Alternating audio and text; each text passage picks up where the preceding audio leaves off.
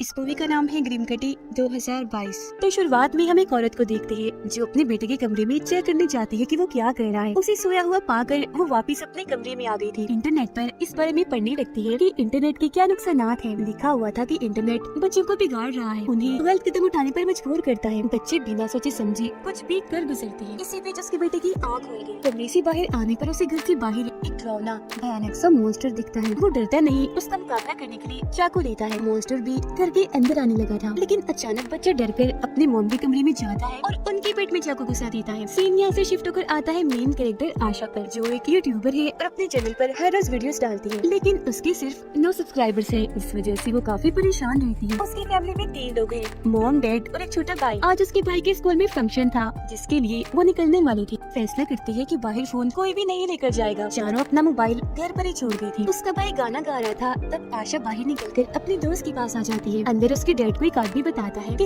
Internet पर एक monster का बहुत चर्चा है कि वो बच्चे को नजर आता है और मजबूर करता है खुद को नुकसान पहुंचाने के लिए। इस चक्कर में एक बच्चे ने अपने मुंह पर ही चाकू से हमला कर दिया। आशा अपने दोस्त के मोबाइल से देखती है कि उसकी वीडियोस पर व्यूज अभी भी नहीं आ रहे। बस एक कमेंट आया है वाव का, जो उसकी क्लासमेट का ही है। आशा की दोस्त बताती है कि वो लड़की काफी अजीब है, ना जाने उसका वाव का क्या मतलब हो सकता है। आशा के डैड बाहर आते हैं, उसे मोबाइल इस्तेमाल करते हुए देखकर नाराज होते हुए समझाने लगते हैं कि बेटा, ये जो तुम्हारी उम्र है ना, ये तुम्हें दोबारा नहीं मिलनी, तो इसे जाया मत करो। जिसके बाद ये फैमिली अपने घर आ जाती है। आशा की मॉम देखती है कि उसने अपनी आईडी पर टेंशन, डिप्रेशन जैसी चीजों की पोस्ट डाली हुई है। उसकी डैड भी इस तरह की चीजों के बारे में पढ़ते हैं, जो देख वो परेशान हो गई। तभी आशा के मॉम डैड दोनों के पास उस मॉन्स्टर की तस्वीर आती है, जो बच्चों को गलत काम करने पर मजबूर करता है। देखने में काफी भयानक था। इस वजह से दोनों अपने बच्चों को पास बिठाकर समझाते हैं कि इंटरनेट पर आजकल एक मॉन्स्टर की बातें बहुत ज्यादा फैली हुई है, जो बच्चों को नजर आकर गलत काम करने पर मजबूर करता है। ये ऑनलाइन आपको कहीं भी मिल सकता है, तो जरा ध्यान रखिएगा, इंटरनेट से दूर रहिए जितना हो सके। इसके बाद आशा अपने दोस्तों की वीडियोस देख रही थी, जो उसी मॉन्स्टर के बारे में ही बात कर रही थी, जिसका नाम ग्रीम कटी है। तब आशा भी मैसेज करती है कि हाँ, मुझे भी आज ही पता चला है इस बारे में। अब उसकी मॉम डैड की परेशानी बढ़ गई थी इंटरनेट को लेकर, क्योंकि उन्हें पता चला कि एक बच्चे ने अपना हाथ काटने की कोशिश की। वो जल्दी से इंटरनेट पर सर्च करने लगती है ग्रीम कटी, और उनके इसी डर के साथ उनके घर के बाहर कोई आ गया। अगले ही पल आशा को भी अपने घर ग्रीम कटी देख जाता है। वो काफी डर गई, जोर से चिल्लाती है। उसकी चीख सुनकर डैड आकर उसे संभालते हैं। इनके घर पर फिर पुलिस आती है। आशा उन्हें बताती है कि मैंने भी ग्रीम कटी को देखा, काफी लंबा था वो, लाल लाल आंखें, बड़े बड़े दांत, बिल्कुल इस तस्वीर जैसा। वो डरावना लग रहा था। ये सुनकर ऑफिसर कहता है कि शहर में हर तरफ से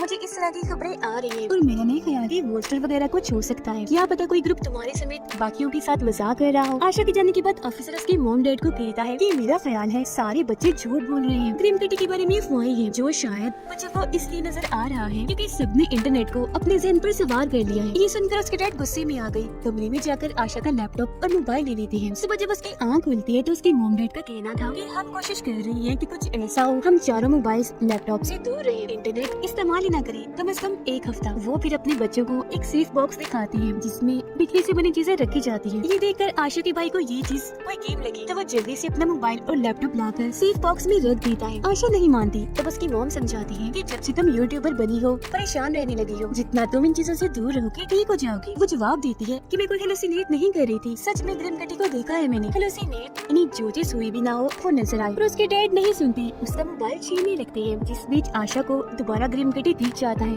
वो डर गई, चीख मार देती है, फौरन वहाँ से चली जाती है।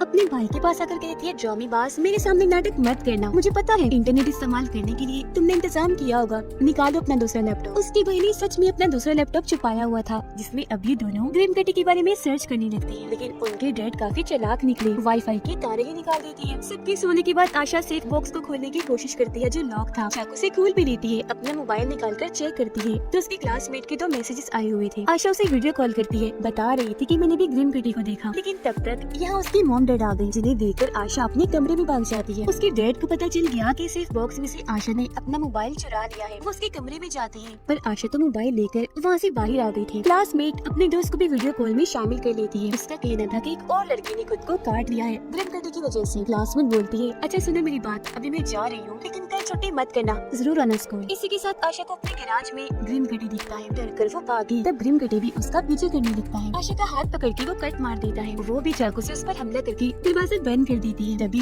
उसकी मॉम डैड आ गई। उन्हें लगता है कि आशा ने खुद अपना हाथ काटा। डांट कर हाथ पर कपड़ा रखते हैं। चोट लगी थी इसलिए आशा को कल स्कूल जाने से मना कर देती है। वो बहाना बनाती है कि टेस्ट है कल, छुट्टी नहीं कर सकती, पर बहाना काम नहीं आया। उसकी डैड मना कर देती है। आशा फिर कहती है कि मैं भला खुद को चोट क्यों पहुंचाऊंगी, और अगर आप चाहते हैं कि सब ठीक हो जाए तो मुझे स्कूल जाने दीजिए प्लीज। उसकी मॉम आशा को समझती है और कहती है कि ठीक है बेटा, चले जाना स्कूल। स्कूल में बहुत ही कम बच्चे आए हुए थे शहर में चल रही इन हालात की वजह से। आशा वॉशरूम में उस क्लासमेट से मिलती है। वो कहती है मेरे पास तो मोबाइल नहीं है, मेरी मॉम डैड ने भी लेकर सेफ बॉक्स में रख दिया है। दोनों इस बारे में बात करने लगे कि आखिर हमारे मॉम डैड को सेफ बॉक्स का कहाँ से पता चला, कहाँ से इस बारे में पढ़ा होगा। फिर दोनों यहाँ से निकलकर अपने क्लासमेट के घर जाती है जो बहुत अमीर है और उसके घर में पार्टी चल रही थी। वो यहाँ इंटरनेट इस्तेमाल करने आई थी क्योंकि उसके मॉम डैड घर पर नहीं थे। वो अमीर लड़का भी मान जाता है कि कोई बात नहीं, अगर तुम्हारे पास मोबाइल नहीं है तो मेरा मोबाइल लैपटॉप जो दिन चाहे इस्तेमाल कर सकती हूँ। अब पार्टी में एक लड़का वीडियो बनाता है जिसमें वो चाकू लेकर एक्टिंग कर रहा था कि ग्रीम कटी ने हमने अपने कंट्रोल में कर लिया है। आशा के मॉम डैड को पता चलता है कि आज वो स्कूल नहीं आई। फिर वो दोनों उसके लैपटॉप इस्तेमाल करने लगती है। उन्हें एक औरत मेलिंडा की पोस्ट मिलती है और इसी पोस्ट के जरिए उनकी मॉम डैड को सेफ बॉक्स का पता चला। वहाँ ग्रीम कटी की एक तस्वीर भी दी थी जो देख के क्लासमेट को लगता है कि मेलिंडा ही वो औरत है जिसके बेटे ने चाकू से हमला किया था। ये शुरुआत वाली औरत। फिर वो बोलती है अच्छा आशा, अब मुझे जाना है क्योंकि मेरी मॉम डैड इंतजार कर रही होंगी। आशा पूछती है तुम्हारा वाव का मतलब क्या था, तुम्हें मेरी वीडियोस अच्छी लगी या नहीं। क्लासमेट जवाब देती है कि हाँ अच्छी तो थी, पर जैसे तुम वीडियोस में दिखती हो वैसी नहीं हो, हमेशा परेशान रहती है। आशा के मॉम डैड को इंटरनेट पर वो वीडियो मिल जाती है जिसमें सभी लोग ग्रीम कटी के कंट्रोल में आने का नाटक कर रहे थे, यानी जो अमीर लड़के के घर पर बनाई थी, जिसमें वो आशा को भी देखकर काफी हैरान रह जाती है। रात हो गई थी, आशा अभी तक अमीर लड़के के घर पर ही थी। वो अपने भाई को वीडियो कॉल करती है जो उसे बता रहा था कि मॉम डैड तुम्हें ढूंढ ढूंढ कर घर वापस आ गई है, कहाँ हो तुम, उन्हें गुस्सा आया हुआ है, शामत आएगी तुम्हारी। आशा जवाब देती है अच्छा छोड़ो इन बातों को, एक औरत है मेलिंडा, उसकी जानकारी निकालो जल्द से जल्द। और इसी के साथ वो घर के बाहर ग्रीम कटी को देख लेती है। भागने का सोच रही थी पर जाते जाते इंटरनेट पर ये पोस्ट डालकर जाती है कि मेलिंडा ही वो औरत है जिसने सबके अंदर इंटरनेट और ग्रीम कटी की अफवाह फैलाई। उसकी पोस्ट उसकी मॉम डैड भी देख लेती है। उन्हें और परेशानी होने लगी। नीचे आकर आशा पार्टी में आती है। वहाँ भी ग्रीम कटी उसे दिखता है जो बाकी बच्चे को नजर नहीं आ रहा था। फिर वो आकर उसे गले से ही पकड़ लेता है, चाकू निकाल कर उसका पैर काटने लगा। लेकिन अब जैसे आशा उस पर चाकू से हमला करती है वो भाग जाता है। आशा की मॉम डैड अमीर लड़के के घर आ गई। आशा को जख्मी देखकर उन्हें लगता है कि इसने खुद ही अपने आप को काटा होगा, पर असल में ये सब तो ग्रीम कटी ने किया था। उसकी मॉम डैड आशा को संभालती है। वो उनसे पूछती है वो बिल्कुल सामने था, इन्हीं ग्रीम कटी, आपने उसे नहीं देखा। उसकी ये बात नजरअंदाज कर दी जाती है। आशा के भाई को मेलिंडा के घर का पता मिल गया था जो बताने के लिए वो अपनी बहन को कॉल करने लगा, पर तभी स्क्रीन पर उसे अपने पीछे ग्रीम कटी खड़ा हुआ दिखता है जो अगले ही पल गायब भी हो गया था। आशा और उसकी मॉम डैड जब घर आती है तो उसका भाई जमीन पर बेहोश पड़ा था। आशा भी क्योंकि जख्मी थी तो उसे हॉस्पिटल लेकर जाया जाता है। उसे जब होश आती है तो अपने साथ वाले बेड पर अपने भाई को पड़ा हुआ देखती है जो फिलहाल खतरे से बाहर था। उसकी मॉम आशा को बताती है कि मैंने तुम्हारे लिए एक अच्छा सा